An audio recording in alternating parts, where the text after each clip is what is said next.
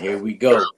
What's really good? Welcome back to another live edition of the Opinionated Ones. It's part of the Sanchez show. Normally we come to you guys on Friday nights. We're doing it on Thursday this time. We had to make sure not only we give you guys our picks for this upcoming week, but also, it's a lot to get into.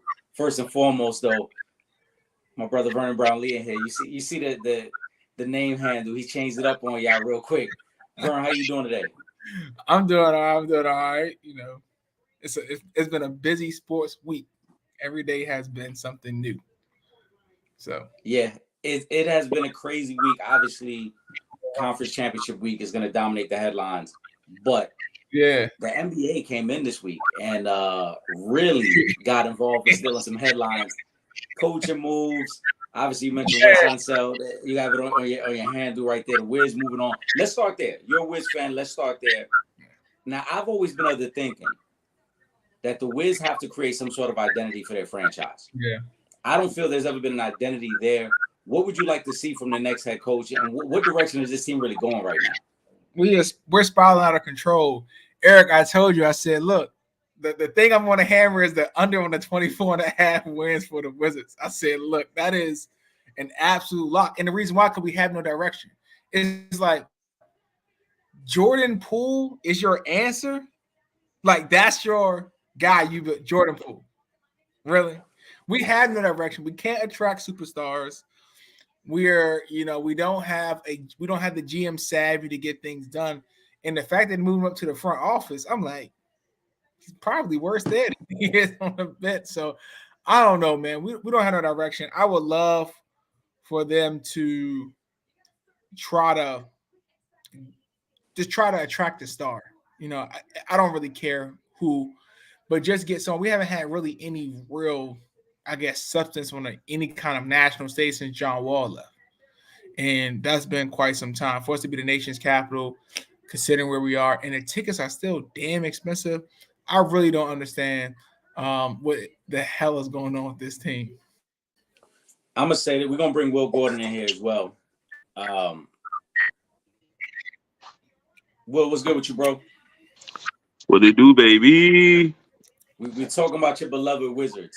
I'll say this, and as I've said to Will before, and I said just now to Vern, I think the biggest y'all talking about the Wizards. Well, hold on, come on. You just joined the party. You got to catch up the way we at. We started with the Wiz because obviously they had the coaching announcement. Wes Unseld was relieved of his duties. He's moving to the front office. My thing as an outsider looking in, the Wiz are never going to attract big time free agents. It's just not going to happen. I think they got to develop an identity. They got to develop a culture. And the reason I say that is because when you look around the league now, there's no longer this appeal of, it's a big city, it's a major market. It's really like, what have you established there that makes me want to go there? And so I think the Wiz got to draft better. They got to figure out a way to create some sort of identity for their organization. And once they do that, then I think they'll have more luck with drawing guys that want to come there. And I say that as a Knicks fan because we were in the same position. For years, everybody kept saying, it's New York, people want to go there. Nah, guys really didn't want to come to the Knicks because there was no winning culture there. There was nothing there to build on. Now, since Tibbs has gotten there, they've turned that around in terms of establishing a culture. They've been to the playoffs a couple times. They won a playoff series. They still haven't landed their big star, but the fact that now you're in a mix and you've created an identity, I think helps. That's what the direction I think the Wiz need to go. You got to create an identity. You got to figure out what type of organization you want to be. Will, how you feel about the Wiz with moving on from Wes Unseld? I had a lot of promise and hope when Wes came to the organization. He had done some great things in Denver. And then of course, the lineage between him and his pops and how his pops is the greatest Wizard of all time. But it never really translated, man. And nothing really carried over. Like everything I heard about him before, and when he came here, he said his focus was going to be on bringing like a recognizable name to the organization and defense. We the worst defensive team in the league, like his whole tenure. Like, bro, what? You talking defense and we giving up 130 some points a game? Like, what are you really on, bro? And I just think he was like I said, I thought he was gonna be uh uh like a breath of fresh air, but his breath stank. You know what I'm saying? He came The in. man had He that came bad in with the morning breath. morning breath. He He had had that bad morning breath morning at breath. 3 p.m. Like, come on, bro, gargle or something, man. Like you ain't helping us out at all. Like everything you said you were going to do for the franchise, you did not, and you never came even close to. I'm like, hey, he seems like a nice guy, like a good guy. I don't need no fucking good guys running my basketball team. I need dogs. I need people who's trying to win. And if you ain't oh, if you ain't that if you ain't that, then you gotta go, man. He and the thing is, Ted gave him the keys, man. Ted Leonsis gave him the keys and pretty much said, you know, do it your way, and let's get this thing going. And he couldn't. So I mean, and they talking about keeping him on as an administrative assistant. I don't Like I don't understand that need at you all. around for nothing. You already shown me you couldn't do nothing. So you can you can be gone. Like no love lost. Like it's all good. Like I ain't got no ill will towards West Junior. But guess what? You did not show up. You did not perform. So go ahead. We're gonna I try just, something else. We're gonna try something else. I just don't But understand. but I ain't I got just no don't ill understand will the move. towards him. Yeah, I just don't understand the move of you had no success as a head coach, so now we're gonna make you an advisor in the front office. Why? And to That's your point, stupid. Will, but That's cause of who his daddy is. all right. But to your point also, right? He came in and talked about this identity of defense, and then they drafted the complete opposite. They continue to draft these positionless wings who were supposed to be shooters. None of them have really panned out. Corey Kispert, Johnny Davis has been an absolute bust. Rui Hachimura, Danny Avesia. Like every year, y'all kept drafting the same type of And player. look, and you look. Okay, Corey Kispert, trash. Uh, Johnny Davis, Super trash. garbage. Super trash. And you still 5 years in, you still will not pronounce Denny Avdia's name right. It ain't worth pronouncing. You that's what I'm saying. Like, yo, it's 5 years in and you still don't even pronounce his name right because he don't even deserve his name pronounced It ain't right. worth it. It is what it is. You be Listen, let's you get be to calling let's him get a to the Vita J. You be giving him all kind of Danny extra syllables. Avdija, one of them guys, he just out there cardio. He just running up and down the court getting cardio. Let's get to the bigger news of the week. Now, obviously, we got picks coming up in a little bit. Want to remind you guys, we normally get together on Friday. We're doing it tonight. Some things are going on this weekend, so we decided to come live tonight so that way we could have the picks for you guys and also get into a lot of these NBA coaching moves and NFL coaching moves. But I want to get to the biggest NBA story of the past couple of days: the Bucks moving on from Adrian Griffin. Now, I feel some kind of way about that. Well, no, I think we all do because we sat here when they first made their moves, and obviously we focused a lot on the Dame trade. Mm-hmm. But one of the things that Vern and I always kept saying was this team isn't going to really play a lot of defense, and that's going to be the challenge for Adrian Griffin. Mm-hmm. The rumors are that's what really led to his ultimate demise there. Will, I'm going to let you start this topic off. What were your thoughts when you heard about this? Bullshit. It's exactly what I thought immediately. This dude, okay, so you got a dude that you first gave opportunity to this year, right? This is his first opportunity as a head coach. He got the second best record in the league. And you let him go? Why? I mean, what are you supposed to do as a coach?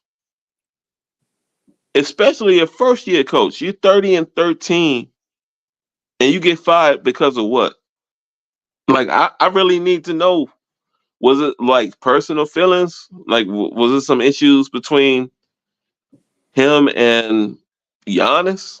Was it some issues between him and management? Like, yo, you don't go 30-13 and get fired mid-season. Like, that's unheard of.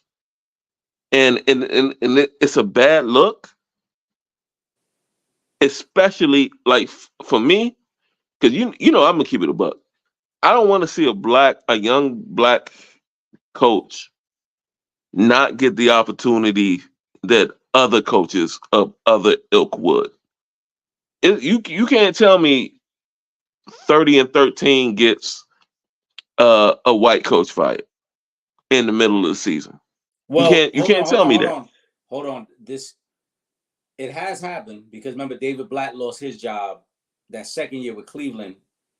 We know why he lost his job, but if we just gonna simplify it to that point of race and say a white coach, it can't happen to him. No, it has happened to a white coach before, but it was under similar circumstances. The star player had a massive influence over the organization, and I think that's what's going on with Giannis. But go ahead, I'm gonna let you finish before I continue. But yeah, I mean, you're right. You're right. It did happen with Blatt. Where has David Blatt landed after that? He's not had another head coaching job since. Okay. Adrian Griffin, I think, will have another opportunity after this season. You think the Wizards want to take Adrian Griffin right now? I think a lot of teams would. So why did they let him go? That's my question. You know, like why? What was he doing? What did he do that was so detrimental to the franchise that you felt like you need? And then you moved on for Doc Rivers? Doc Rivers is a name, bro. Doc Rivers is not. He's first of all, Adrian Griffin, 30-13 in the regular season right now. Mm-hmm. You didn't even give him a chance for postseason success. You didn't even give him an opportunity to see what he can do in the postseason. We've seen what Doc does in the postseason. Nothing. Yeah. So I mean, really, what was the move there? Like, I think it's probably like if we dug in deep, pause, and looked up some back channel relationships, it must be some back channel shit. So because I'm gonna tell you the things I've heard and I've read, and I want to say this, Vern, before you chime in. Right, couple things. One of the first things I heard when this happened, and I believe I texted you, Will, was that when they lost in the in-season tournament, and he challenged the star players, he specifically called out Dame and Giannis and said, "You guys are gonna have to sacrifice defensively for this thing to work." They didn't like that. That was the first thing that they brought to upper management, that they didn't like the fact that he challenged them individually to be better defensively. The next thing I heard was that Giannis did not like the idea that Adrian Griffin was forcing him to be a more on-ball defender. Now, this is one of the things we talked about because, like I said, when they lost to Miami last year, as much as I love Giannis, and I've said I think Giannis is one of the top 2, top 3 guys in the game, when Jimmy Butler got going last year in the playoffs, why didn't Giannis ever take on that challenge of guarding him? So then to hear that Adrian Griffin called them out again this year and say, you're going to have to take on more of the on-ball responsibility because you are our best defender. And Giannis didn't want to do that, speaks to what their issue was last year. Giannis loves the praise, but Giannis don't really want to do some of the dirty work that's required of being the star player. One of the other things I heard too was that there were, and I'm going to assume it's the players with the most power, Giannis, Dame, probably Brook Lopez, those guys who've been there longer. They actually went to upper management and complained about the way he was making them practice to the point where there were upper management showing up to the practice just to make sure he wasn't putting too much of a workload on these guys, which then ultimately led to this week's decision that, hey, we're going to move on from him. Now, Will, you and I know, because we talked about this when they were looking for a coach. I floated Doc's name out in the offseason because he has the ties to Marquette. But you and I both didn't like the idea, right? But you move on from Coach Bud, who was a really good defensive coach. They were always a top 10 defense under Coach Bud, but obviously they flamed out in the playoffs last year. They have an opportunity to bring in a guy like a Nick Nurse, who's an established coach. They didn't go with Nick Nurse. They went with Adrian Griffin. So I would have to assume that Giannis wanted Adrian Griffin and then for whatever reason changed course. To bring Doc in now, like you said, is truly a headline grabber. You don't bring that type of guy in at this juncture in the season. And most times a coach with his type of credibility won't even take the job in the middle of the season. They'll wait until the offseason when they can really deep dive and implement what they want to implement as opposed to trying to clean up what somebody else has already left behind. This to me speaks all to one main thing. Giannis isn't happy in Milwaukee, and they know he's not happy. And now they're getting desperate. They make the trade for Dame. They see early on that the defense is struggling.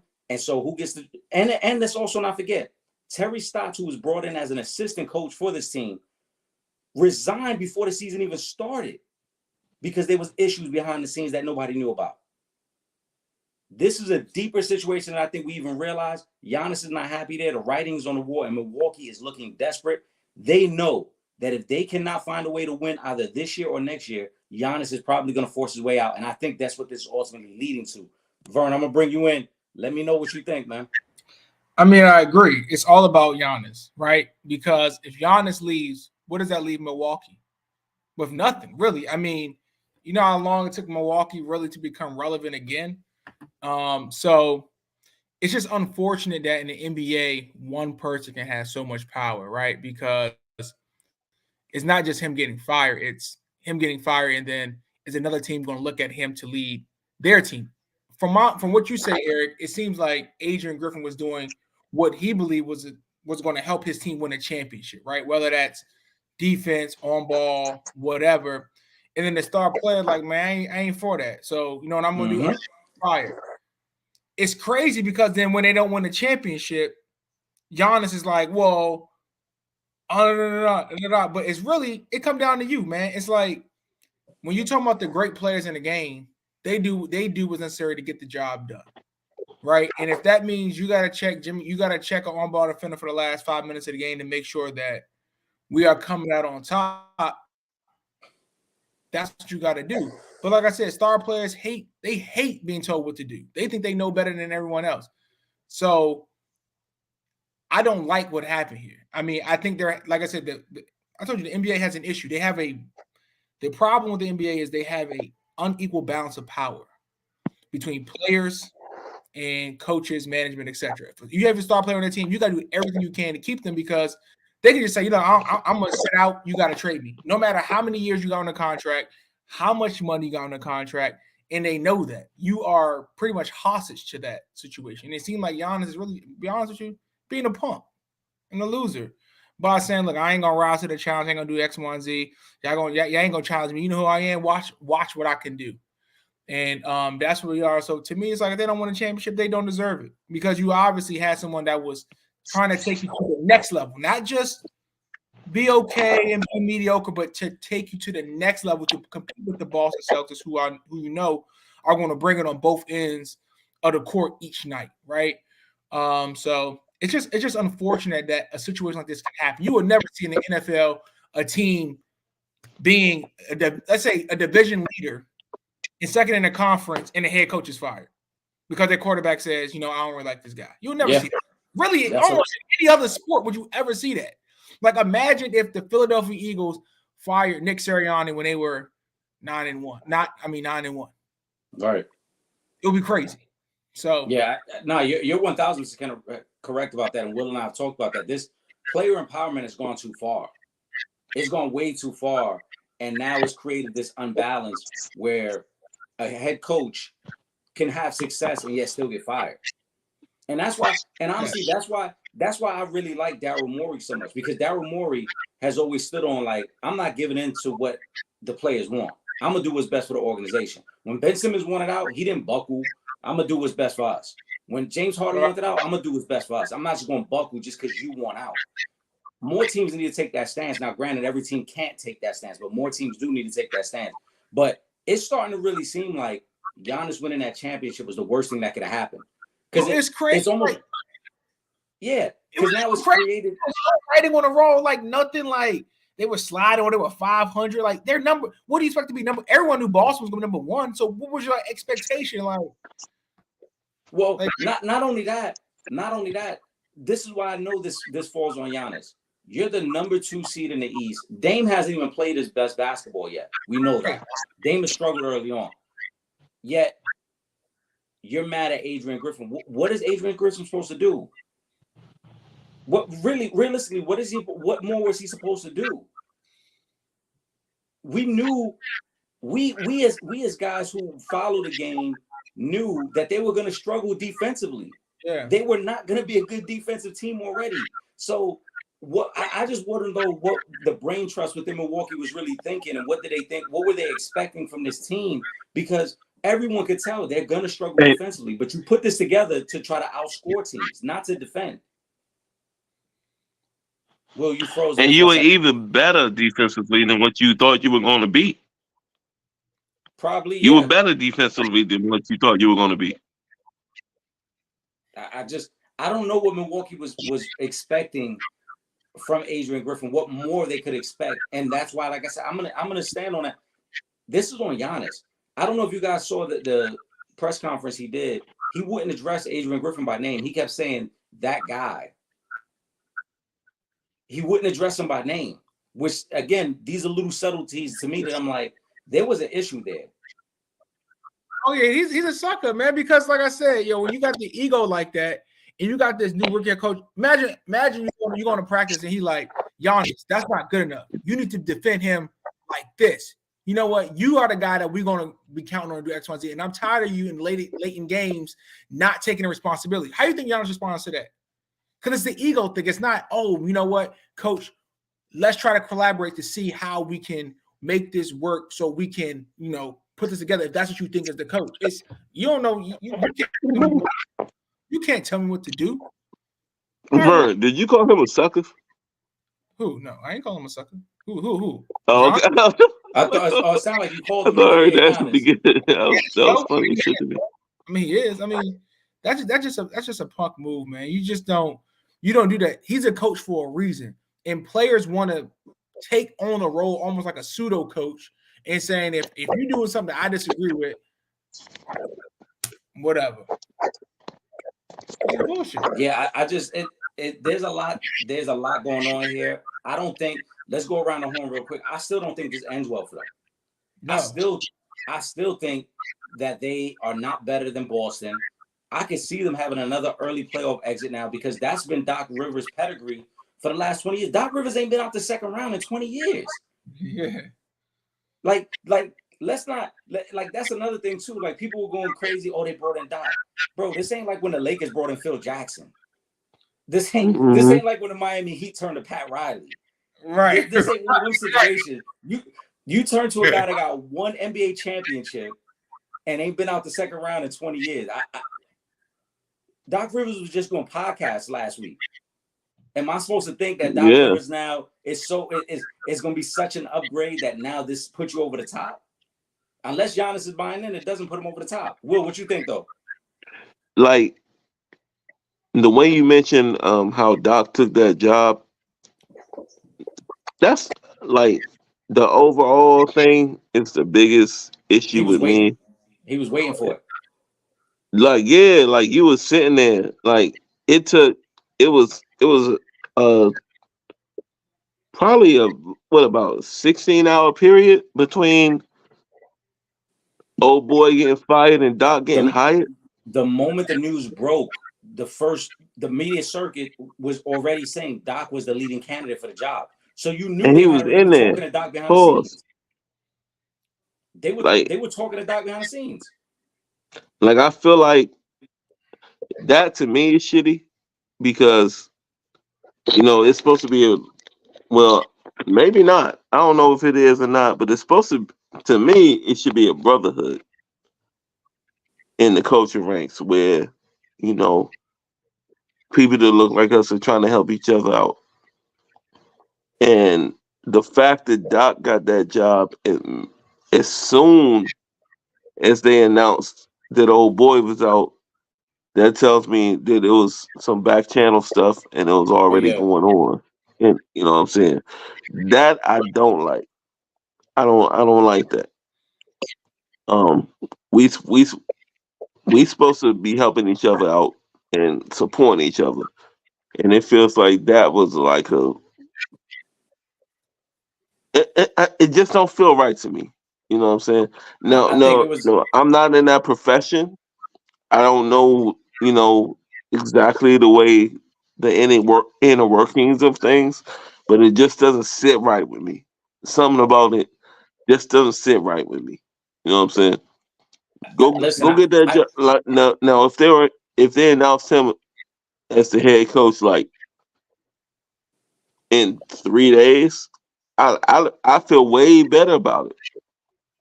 But the fact that it happened all in the same day, within within 30 hours, within a day and a half, they already had the that contract. was kind of crazy to me. Hold Like, on. No. Within 30 hours, I'm saying they already had the contract drawn up I don't because like we that. knew, right? We knew by yesterday afternoon that it was a deal within a range of $40 million total. So like there was already talks going on for Doc to get the Yeah. job. My only thing, like I said, But see, the thing is like our opportunities, we gotta fight for them. So I don't like fighting against each other the tough part is to get those spots. the tough part is in professional sports is a limited amount of jobs, right? The head coaching, there's only 30 head coaches. And then when you really deep dive it, it's less than that because like Eric Spoelstra is a lifelong Miami Heat. He ain't getting fired, right? Coach Pop ain't getting fired from the Spurs unless he wants out of there. And then you go further down the list and you look at the coaches who have that great job security. Thibodeau has good job security. Kerr. Yeah, Kerr has, so like really, really you're competing. If you want a job, you're really competing for about 20 jobs. And then out of that 20, it's like which one of these are the most appealing jobs? Because yeah, there's 20 jobs, but I mean, do you want the Wizards job? Yeah. Do you want the Raptors job? You know what I'm saying? Like there's certain jobs like I don't want that job. My only thing, if you're Milwaukee, if you wanted Doc Rivers, you could have had Doc Rivers in the offseason. He was available. And like I mentioned earlier, no knock to Adrian Griffin, but why would you put Adrian Griffin in this spot as a first-time head coach? If your goal is to win a championship, we know you bring in the proven coach who can do that. You don't give that to somebody and put expectations on them without knowing if they truly can handle that. Adrian Griffin was put in a Yeah. very tough spot to take a team and an organization that knew Giannis is breathing down our neck right now. Giannis wants to win right now. You don't give that to a first-time head coach. You could have gave that to Nick Nurse. You could have gave that to Frank Vogel. You could have gave that to Doc Rivers in the offseason. You don't give that to Adrian Yeah. Griffin and then get mad at him now that he's challenging your star. Because what Adrian Griffin is supposed to do? He's supposed to just let Giannis run the show? He's not supposed to coach him? He got to coach him. That's the only way he builds up his reputation. If he lets Giannis run the show, then he just becomes a public figure. He got to coach him. He got to challenge him. The Bucks did wrong here, bro. The Milwaukee Bucks did wrong by Adrian Griffin. Absolutely. So, let's get to some of the NFL coaching news. We got NFL coaching news. Obviously, we got picks coming tonight. Again, make sure you guys subscribe over on YouTube. I know, Will, I know you're super excited. It is a massive upgrade over what you've had to deal with the last couple years. I just want to remind everybody, next Friday, we'll be back on Friday. Make sure you subscribe over on YouTube, Facebook, Twitch, every Friday night, 9 p.m. sharp. But, Will Gordon, as a Charger fan. Yes. You get Jim Harbaugh coming back. He played for 2 seasons for the organization when they were in San Diego. He comes in now, proven track record as a winner. Everywhere he's gone, he has turned around the programs. When he was at Stanford, he made them respectable again. When he went to the 49ers, he only went to 3 out of 4 NFC Championship games while he was head coach there, ultimately leading them to a Super Bowl that they lost, the blackout Super Bowl against the Ravens. He went to Michigan to turn around his alma mater. He turned him into a contender and obviously a national champion this year. And national champion, yeah. What are your thoughts on Jim Harbaugh pairing up with Justin Herbert? My thoughts are this is going to be a marriage made in heaven, man. I feel like this is going to be a, a spectacular marriage with Jay Herbo, with Coach Harbaugh, and the thing that people don't understand is I'm not even excited about the offense. I'm excited about the defense because we got dogs over there on the defensive side of the ball, and it's gonna be a problem for the AFC West. It's gonna be a problem, and then when you put Jay Her, I mean, because it's not like Harbaugh is a bum on the offensive side of the ball.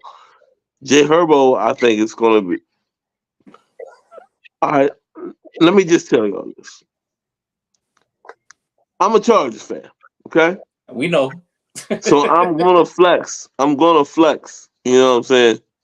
We got our new head coach. We got our and I think everything else is in place. I think we're gonna be a problem, man. Like next year, I think we're gonna be like second in the division, uh, fourth in the conference. Like we're gonna be a problem, man. And what's funny is like you, Eric, and you, the counselor, y'all I know y'all gonna shit on me. I What you already mean? know. What you mean? Let me jump If in here. if Let me if, jump in here. if, if the season will play out the way I think it's gonna play out, Vern, go ahead, Vern. So let me because jump in here. I So know the counselor's gonna get on me. nah, man, look, I thought this is the best thing I could have done. Counselor, what do you I think about my head coach hiring? What do you think about the hire? best thing I could have done. I think it's great. I think the Chargers here, you got a guy every single place he has won. I'm not saying he won the Super Bowl, but he has established competitiveness. He has established Continuity. an expected an expectancy that like when the season starts, he's like, look, I can compete for the ultimate prize everywhere he's went. This is not going to be any different. I think the reason why I love this hire so much outside of that is I get to see the drama between the Chargers and Mahomes. And I think I don't think anybody Mm, much longer, but the Chargers and who they're going to be and the Chiefs and who they're going to be they can probably actually be a legitimate rivalry now. Like where they can go back and forth between who's going to lead the division, who's going to do this, who's going to do that. And I think it's going to be excellent. They got to get out of the salary cap hell, so I don't expect an immediate turnaround. But I do think second year on, you're going to start to see, okay, 11, 12 wins. Oh, Chiefs didn't win the division this year. Chargers hosting a home game, maybe competing for number one seed. yeah. And the reason why I say that is because he's done it everywhere else. What would be so different about LA? So I think it's a good move. Honestly, if I didn't get Ben Johnson, I wanted Harburg because he has that track record. He knows about the college game, the players coming out, etc. And he's very familiar with and winning on the Okay. NFL sale. So I think it's a plus move. I agree. I think it's a great move. It's probably the best possible landing spot for Harbaugh because you get the young quarterback, you get an opportunity to develop some things there, and you got pieces on defense. Now, I will say this, Will, because we've talked about it a couple weeks ago. I still believe that there are going to be some cap casualties on that defense. You guys aren't just going to keep all the guys you have on that defense. You're going to see, some bigger names get cut and released, and then I have to see, we're going to get Will back in here in a second. We got to get that fader meter though. But I will say they're gonna be some cap casualties there with the Chargers. But Harbaugh has a proven track record. And I think Harbaugh will come in and turn this into a competitive team. And we can't overlook the importance of just a good head coach. Brandon Staley, for as bad as he was, that team still won 10 games for him. So with Harbaugh, they're going to get back to that at some point. They're going to get back to winning a lot of football games and being competitive within the division. And Vern, to your point, this might be the perfect time to try to catch the Chargers because these type of runs don't last forever. Like six straight AFC championship games, like at some point it's going to stop. At some point the injury bug will hit your team. Travis Kelce's 34 years old. At some point he's going to slow down. And so the combination of Andy Reid maybe walking away, the Chiefs getting a little older, maybe it is the perfect timing for the Chargers now to sneak in there and say, all right, we can compete for this division and maybe take this division away from Patrick Mahomes. But so something that you said as well, it might be year 2, year 3, because the Chargers are going to be in a very tough spot cap-wise. Like I said, I don't think Bosa's there next year. I think Bosa will be gone. Well, give me a thumbs up when you're ready. But a guy like Bosa, I think, will be gone. They're going to have to make a tough choice with Keenan Allen and Mike Williams. One of them, I don't think, will be there next year. We already know Eckler won't be there. What they One should of those do, receivers won't be there. they should come to the Commanders and get the first round pick for Terry McLaurin. He has a 10-friendly contract. The Chiefs, Bills, or Chargers need to make a first round. The Colts are going to make you out an offer. Oh well, so anybody make the offer. Come get. I'm not saying Terry. I like Terry, and I'm not. Well, once you're ready, well, just give me the thumbs up. We're not winning next year. No. The reason I say the Colts, and that's not a bias. Yeah, Terry McLaurin is from that area. He's from that area. Yeah, so, I would like first round pick. Yeah, with the Colts have a lot of cap space. With the young quarterback, obviously you want to get an established number one. I like Michael Pittman Jr., but I don't think Michael Pittman Jr. is a number one. Yeah. So Terry McLaurin, I think coming over to Indy would be the perfect fit, where he could be your veteran proven number one, and also kind of be returning back to the area. But we'll see how that plays out. Let me get your thoughts on this though, Vern. Raheem Morris going to the Falcons. Yeah. Obviously, that means that Bill Belichick still doesn't have a job. That also means that Mike Vrabel does not have a job as of yet. Yeah. Raheem Morris, I like Raheem Morris. He's somebody that I advocated for before when he took the defensive coordinator job with the Rams, because I thought he got his first job way too early. Mm-hmm. And then he showed his progression and his growth, and it had to wait a little bit. The Falcons going with Raheem Morris over Bill Belichick. Something? Is it nothing? What are your thoughts on it? I think Bill Belichick is used to being the only, the big kahuna, right? And I don't think the Falcons were willing to give up the GM control. And I think Bill Belichick probably came in and said, hey, look, if I come in, I'm football operations, I'm making the draft picks, I'm coaching the team. And I don't think Arthur Blank really was feeling that.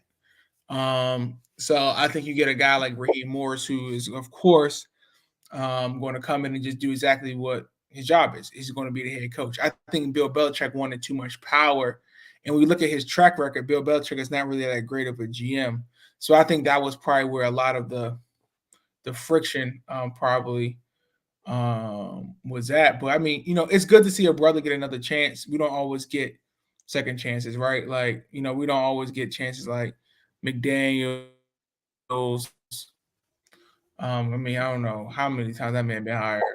So I mean, I'm for it. I think the situation is I think the situation is a little tough just because they're kind of in no man's land with the quarterback position. You don't have, you got a person who claims they play the quarterback position, but you actually don't have a quarterback in Atlanta. You're picking at number 8. What are you doing? Right? Like, are you like, what's the role there? Like, what's the game plan there? Because we don't want to be. Well, let me know when you're ready. Give me a thumbs up. You don't want to be a situation where you're just spinning there and it ends up you start out 0-7, 0-8, and they're questioning whether or not you should have been hired in the first place. So as long as he has a game plan there, I feel as though it'll be okay. Come here. To be able to succeed there. Yeah, I think. Well, we're gonna get you in there next. We're talking Raheem Morris. A couple of things I think here. So I agree. I think Arthur Blank and them probably looked at it and say, look, do we want to give Bill ultimate control of what we're building here? Because it's still a very young team. Maybe we don't want to give him that much power. But the Raheem to Atlanta strikes me as a little surprising because he was the interim coach in 2020. So if he was your guy, and I like Raheem Morris. If he was your guy, you don't even interview Bill Belichick. You interview Raheem Morris from jump, and you say, "Hey, look, we like your growth as a coach. We want to bring you back in as a full-time head coach," because they got a first-hand look at him as the interim coach back in 2020. To me, this speaks to, I think Bill is waiting, and I think Bill understands that one of these better situations is going to present themselves, whether it's this year or next year. And I don't think Bill wanted to lock himself into the Atlanta situation. There were people that were making jokes about it because the Falcons interviewed Bill Belichick twice. What are you interviewing Bill Belichick twice for? You know what he brings to the table. He's a defensive-minded head coach. He's a defensive-first head coach. You know what he's bringing. I'm sure in the first interview, he already let you know what type of staff he wanted to bring over there. You don't need a second interview with Bill. So I think Bill Belichick is playing this more so from the standpoint of, I'm going to wait for a better job to present itself. Atlanta does look good on the surface. But Will, I said this last week. Vern, you wasn't on the show. I know you were listening last week, but you wasn't on the live. But I said it. I don't think Sean McDermott is going to be the head coach of the Buffalo Bills next year.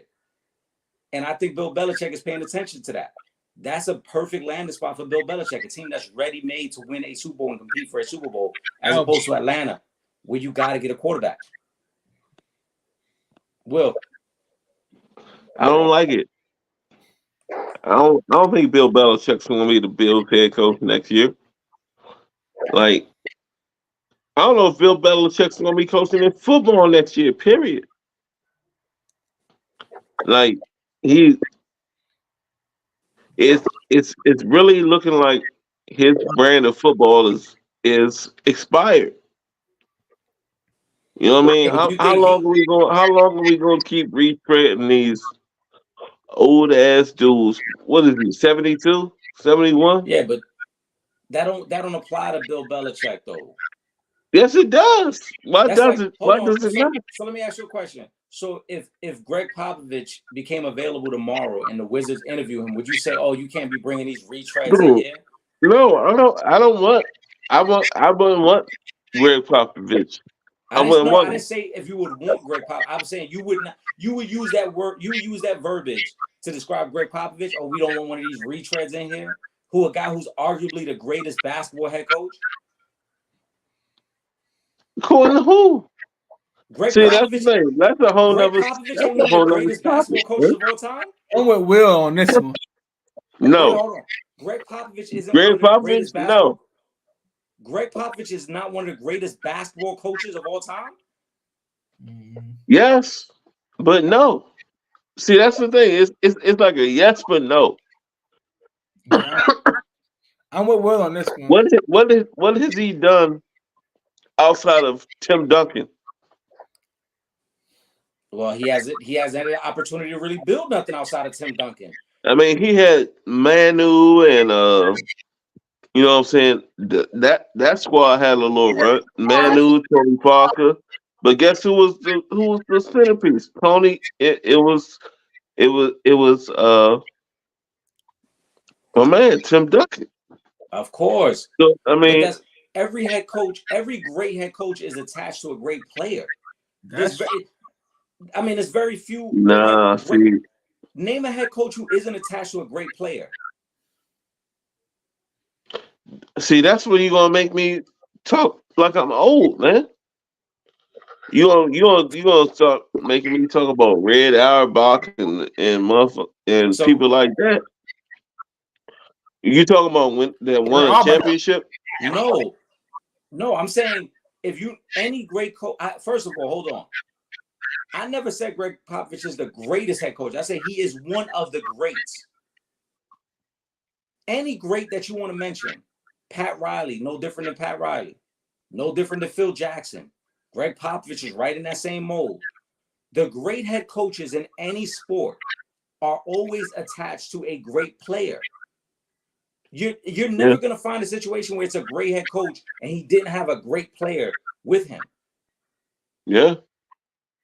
So my point is to use the phrase or a retread is disrespectful to somebody who's a great in their profession. I'm not saying Bill Belichick whether you feel he's the greatest football head coach or not, it doesn't matter. He is one of the great football head coaches. He is one of the great football minds. We can't dispute that part either. Like what he's done defensively changed football history. I wasn't debating that, bro. I'm You just said he was a saying it's like retread. A retread is Josh McDaniels, John Fox, Ron Rivera. Those are retreads. Those are guys who had like 1 or 2 good years and they keep getting jobs somewhere else. You can't use retread for a guy who's a great. so great has to be at the same spot for his whole career. No, but I'm saying a retread implies that this guy's just getting multiple different jobs over and over. Bill Belichick was with the Patriots for 20 years. How is he a retread? He was in one job. All right. I ain't even gonna fight with you over this because I know it's not a fight over it, Will. I'm just saying I think it's disrespectful to call him a retread.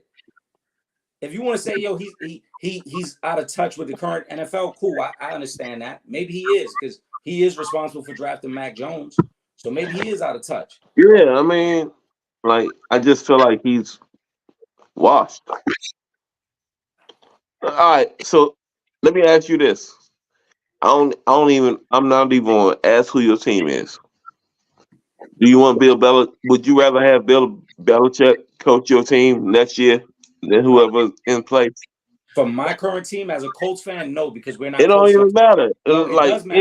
any Hold team, on. any You team. asked me the question. Hold on. You asked me the question, so allow me to answer. For my current team, the Colts, no, because we're not close enough to winning a Super Bowl. But if I'm the Buffalo Bills, yes, because our roster is built to win now. We're not worried about 3 years from now, 4 years from now. We're trying to win right now. So if I'm the Bills, why wouldn't I want Bill Belichick? We have all the pieces, right? We've invested in a roster that's supposed to be ready-made to win now. So why wouldn't I want somebody who can come in and help me win right now? But at the same time, though, you're a team that's been in that division the whole time, right? The Bills, And yes. and this division hasn't done anything without Tom. I mean, the Bills have not done nothing. Okay, but what? All right, so if that's the What argument what you're has going to use, what what has has the AFC West done without Patrick Mahomes? what has Belichick done? He's So I mean, struggling. you can't just insert Belichick and think the Bills are going to be that team. So, but hold on. If you're the Buffalo Bills, right, Vern, Josh Allen, would you say he's the top 5 quarterback? Fringe. You can argue it. All right. So if you're the Buffalo Bills, we have a fringe top 5 quarterback. We got an all-pro receiver. We have multiple defensive pieces. If we really made a list of the best AFC teams, aren't the Bills top 3, top 4 in the AFC? Yeah. So why wouldn't I want to go all in and try to win now? There is no guarantee we're going to be good 2 years from now. I don't need a head coach that's going to come in and try to build something. I need somebody who can take what I have right now and try to win. And if I don't win, cool. It's no loss. To me, I look at it as a low risk, high reward. If I don't win, nothing changes. The Buffalo Bills ain't won nothing anyway. But if Bill Belichick can come in and win something right now, why wouldn't I take the gamble? That's no different than when Tampa Bay took the gamble on Tom Brady, who was 43 years old at the time. Right. You take the gamble. We have the roster in place. We feel if you feel you're missing the one piece, that's why I said, and I mentioned as a Colts fan, no, because we're not close enough to winning the Super Bowl. So it would make absolutely no sense. That's like the Commanders hiring Bill Belichick. It makes no sense. Bill Belichick ain't gonna be there for the duration of the rebuild. He's not gonna be there for the duration of the rebuild. But if you're a team that's close enough, if you're a team. It's like the Houston Astros hiring Dusty Baker. They close enough to winning the World Series. You take Dusty Baker because Dusty Baker can put you over the top. It's like when the Lakers hired Phil Jackson. You got Shaq and Kobe. We close enough to winning, so you go for it right now. But if we're not close enough, then no, we go with a younger coach. Vern, jump in. No, I'm with you. I mean, I didn't think of it from that standpoint, but you're right. The reason why I didn't want Bill Belichick wasn't because I didn't think he could coach X and O's, is because I didn't think that he could build a team, draft players, etc. Right, the long-term plan. But if you're saying, look, I got a team that's making the playoffs consistently, I just need them to get to the top, move on to the next up, which is probably a few more plays, maybe just a few more, decisions down the stretch to get us to that point. Like, for example, the fake punt in that Bills game, even though the Chiefs fumbled out the end zone, to me was a dummy decision, right? So you think Bill Belichick, you even make that decision, right? And if you don't make that decision, how does that progress through the game, right? So as a coach in that situation, Bill Belichick would be perfect for a team like that, a team that say, look, I just need someone with a better brain to do the game decisions, right? Just to make better coaching decisions throughout the game. And his defense is going to be shut down. Now you're not going to tell me that the Buffalo Bills defense is not going to hold Patrick Mahomes to at least 3 less points with him coaching that team. Right. Absolutely will. And if I get 3 more points with the Buffalo Bills, especially with the Chiefs, you're talking about winning instead of losing. So I definitely think a team like that would be ideal for Bill Belichick. And I think Bill Belichick also understands that as well. I think Bill Belichick is very aware of his legacy. He says, look, I need to find a team that is like the Buffalo Bills, who's ready to win, got the quarterback, and all I need to do is really just execute a little bit better down the stretch to take us to the promised land.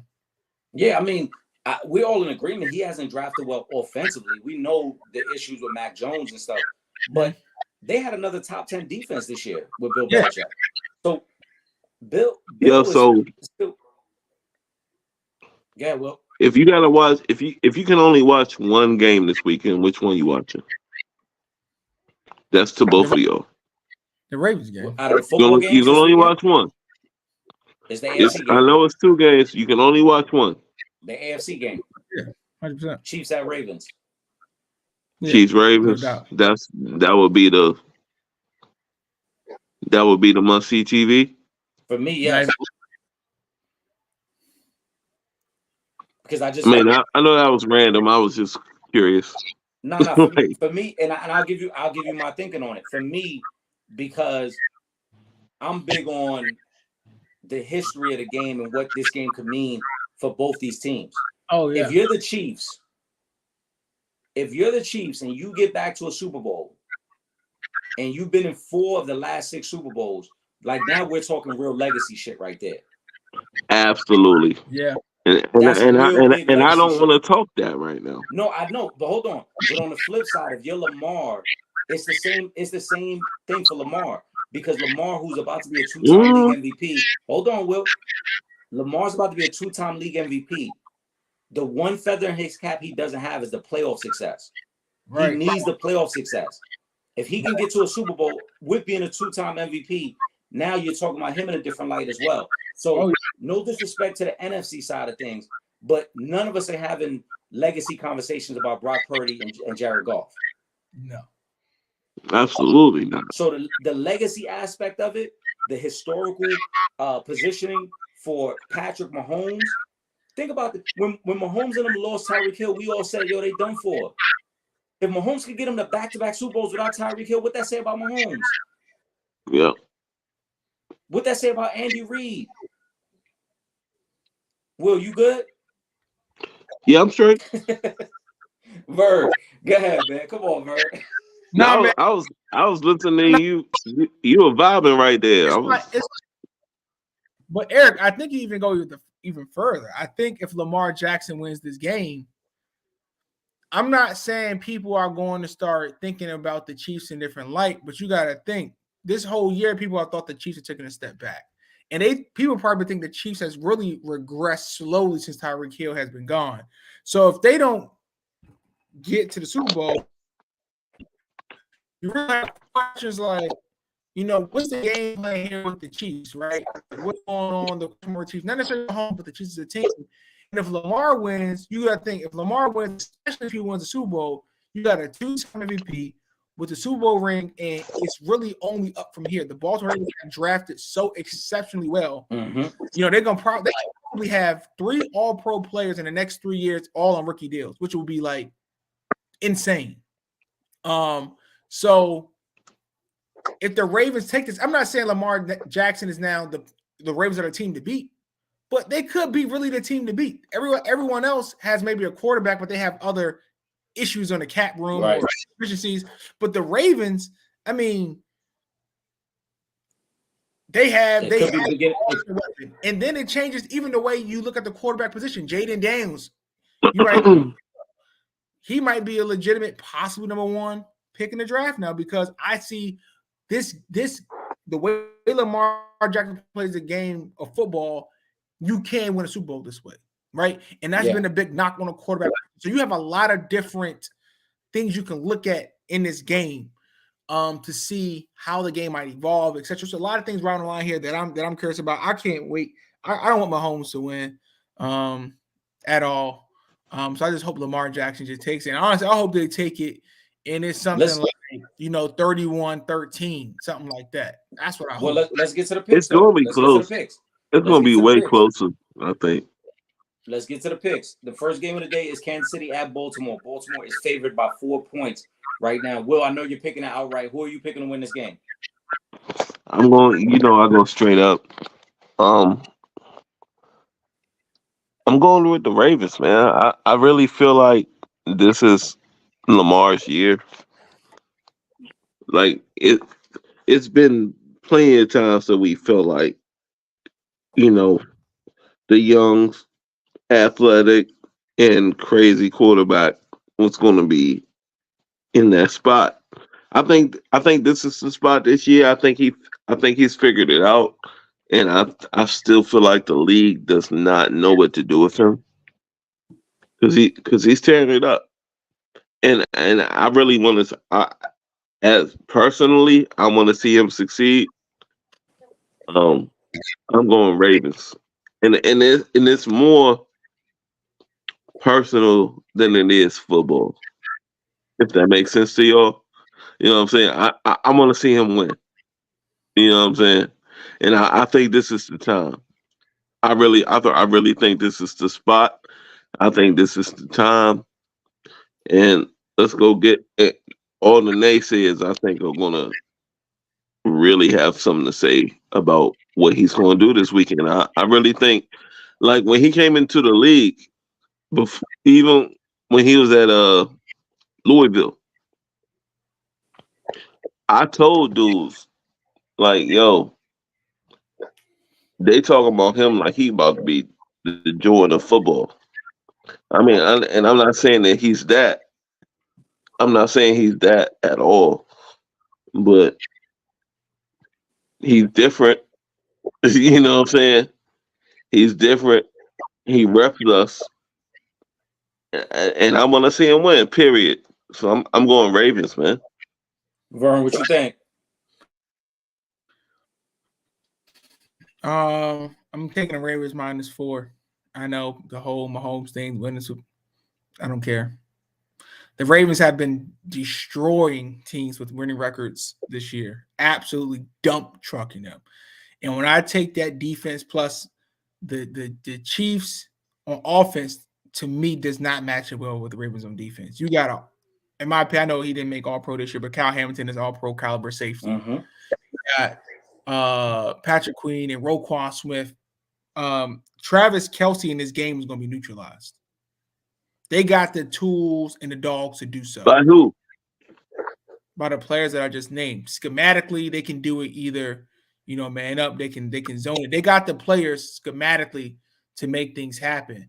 You got to remember that the Chiefs are not a juggernaut offense. The Bills were not really a good team all year, right? And the Chiefs are going to struggle to score in this game. The Ravens are not going to struggle to score. This game, in my opinion, is going to be something like 34-20, something like that. And that's where I'm at. That's just where I'm at. I think so. I do agree. This is going to be a tough matchup for Kelce because the athleticism of those linebackers, Kyle Hamilton and his versatility, and let's not forget they get Marlon Humphrey back this week. That's another guy that they can put on Kelce. Yeah. offense, but yeah. Well, I'm just saying defensively to add Marlon Humphrey now, to have another guy who, if you try to isolate Kelsey outside by himself, Humphrey could take on that assignment. So they got a lot of guys there. On the flip side, to me, this game is going to be won and lost with the matchup of Spagnuolo's defense against Lamar Jackson. Because last week, Buffalo ran the ball at will against Kansas City. And if they're going to allow Lamar to run the ball the same way, it's going to get ugly. So I think Spagnuolo is going to have to be super aggressive early in this game. I expect a lot of blitzing from Kansas City very early. And I think you got to make the choice. And you got to say, look, if Lamar can throw for 275 from the pocket and beat us, then we're going to live with that. But there's no way you can win this game if you're going to let Lamar run for $150 and then throw for another $150. No, that's what was crazy. I didn't understand why last week they were not utilizing spies. It was like, why are you running man-to-man with no spy? Well, against that was crazy. Yeah, the D'Amico Ryans, they dropped the ball there, but Spagnuolo, to me, that's what it comes down to. I think early on, if you're Spags, you got to say, we got to set the tone early. We're going to blitz the hell out of Lamar, and he's going to have to beat us from the pocket. I don't even think that was the issue. It was just they didn't come in prepared. Like, sometimes people aren't prepared. Okay? And I think that's what it came down to. They were not prepared. I mean, possibly, but Spagnuolo and them, that's to me, that's the game. If Spags and them can't get pressure and force one or the other, you got to force them to be one-dimensional, one or the other. You can't have it both ways and think you're going to beat the Ravens because, like you said, the defense is too good. Since they acquired Roquan Smith last year in the middle of the season, they've been the number one defense for a year and a half with Roquan Smith. So Kansas City's going to have trouble getting up and down the field. The one bright spot, Kansas City offense did look like it got going last week, and they had some good drives. But this is a different defense. And I'm not going to just bank off of what I saw against Buffalo and think you could do the same thing against the Ravens. To me, Kansas City's defense got to win this game. Their defense has to find a way to slow down Lamar and slow down some of the things they do offensively. I'm going to take Kansas City to cover the 4, Vern. But I do like the Ravens to win this game. Only reason I say that is because you can't bet against Patrick Mahomes. History shows, he's 9-1 as the underdog against the spread, Vern. So he shows up. He shows up. This one. Let's get to the second game. We're going to get Will back in here. Detroit at San Fran is the second game. San Fran is favored by 7. Vern, let me know what you think. I'm taking the Lions to cover. No explanation?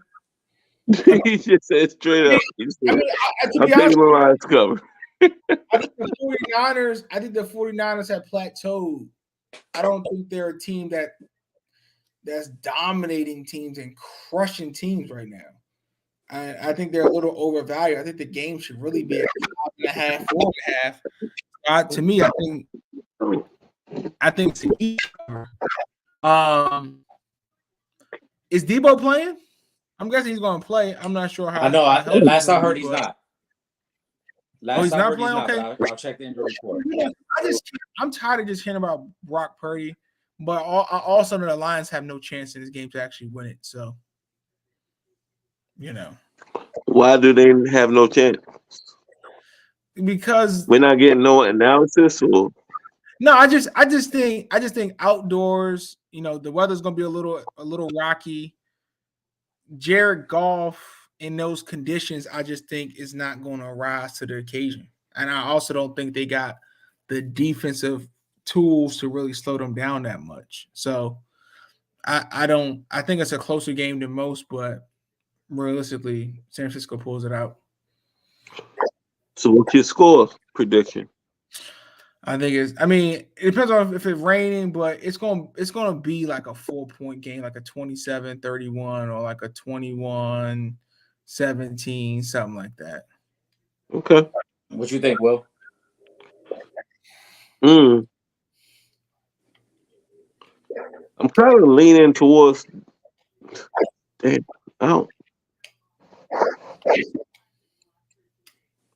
I'm going to go, and this is crazy, but I'm thinking it's going to be like a crazy ass game, like 29-28.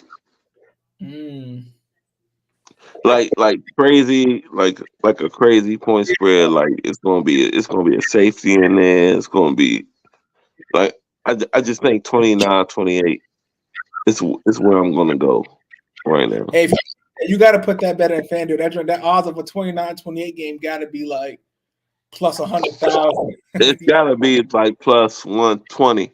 No, plus Oh, 100,000. it's more than plus 120. Yeah, More than that's that. 10,000. Yeah, because remember 29 is not a normal number that you 29 would reach. Oh, you right. Yeah, you right. Yeah. I'm gonna say I like something you said there, Will, because I was thinking it too. I expect Detroit to cover. I think Niners win. It's not because the Niners aren't dominant. Dan Campbell is super aggressive as a head coach, so I expect him to go for it a lot on fourth down. I expect him to even maybe early in this game, you might see a punt fake or onside kick.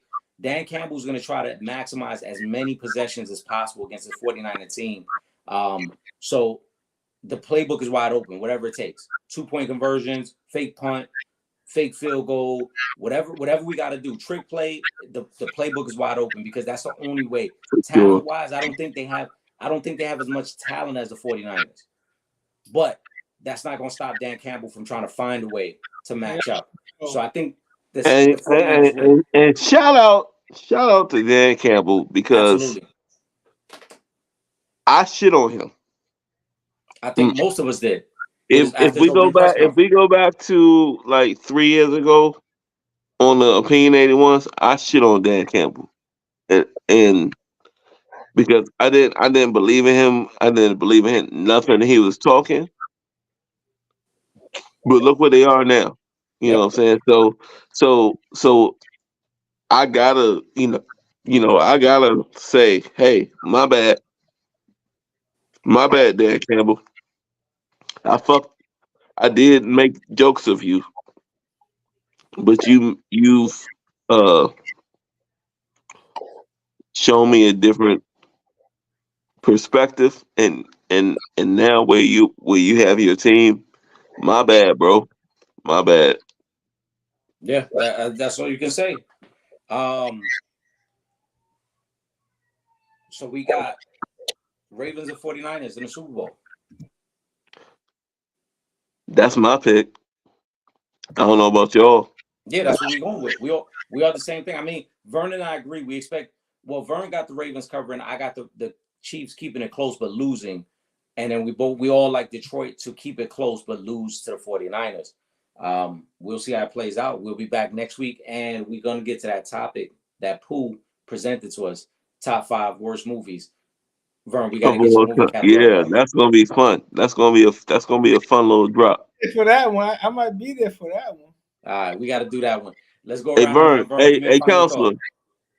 Counselor, you gotta come through for that. Oh, I'm there. Y'all haven't given me no assignments for the movies though, but I'm top ready. 5 worst movies of all time. You gotta come through. You haven't given me the top hood movies. No, you haven't given me a list. So you missed that. No, did we do that? Did we do that? We want you to start with Menace. We want you to start with Menace. Oh, Menace. We want you to start with Menace. Menace. You saw Boys in the Hood. Wait. Did we not do this? Yes. I'm saying we didn't give him his list. Remember, we were gonna give Vern. Oh, Vern's list. Okay. Yes. Come on, counselor. With Menace. We said that. All right, counselor. You're starting with Menace. Yep. Society. All right, bet. Let's go around the horn. World, give me one. Shit, I just got to throw one out right now, like a hood movie. No, a final thought, bro. Oh, okay. No, you threw me off when he came with the hood movie. I was like, what are y'all doing right now? Final thought. It's gonna be. It's always positivity for me, man. The counselors with us. Ease with us. You know what I'm saying? Just black men uniting, man. You know what I'm saying? Week in and week out that we can do this. That's my final thought, man. I want positivity between all of us, man. Like we came, like look at, if you look at the 3 boxes right now, right? We come from three different walks of life, but we still unite as one. You know what I'm saying? That's positivity, man. Like black men unite, or brown, black, brown, whatever we are. You know what I'm saying? That's my final thought, man. We need to keep positivity flowing, keep love flowing. You know what I'm saying? Because nobody else is checking for us. We gotta check for each other. You know what I'm saying?